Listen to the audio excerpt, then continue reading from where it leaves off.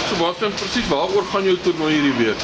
Wel, toernooi 17 gaan letterlik voor om ontwikkeling te begin met boks. Dat is vir my 'n groot verskil tussen die amateur ouens en die professionele ouens. Beide die amateur ouens het die amper 300 fights gehad, party van die ouens en toe professioneel gedraai. Ek weet ek self het maar in die 30s geveg gehad amateur en dan stap jy na professioneel is 'n baie groot een, maar die ouetjies nou is nog minder geveg as wat ek gehad het. So wat ek eintlik probeer doen is nou om ontwikkelingstoernooie te reël sodat die ouens 'n ondervinding kan kry. So wanneer hulle op die groot toernooie beklei, dan het hulle al 'n bietjie ondervinding. Ok, dus so dit vir die baanjaars in Pretoria Oos, en hoeveel gevegte gaan daar wees? Daar's 8 gevegte, alles 400 gevegte en dit is maar net weer eens om die ouens die intree stap te gee. En hooplik is dit 'n ontwikkelingstoernooi wat van krag tot krag gaan. Ek sal graag omtrent 4 na 5 toernooie hierdie jaar wil hê en elke jaar net om weer 'n bietjie terug te ploeg in boks in Pretoria.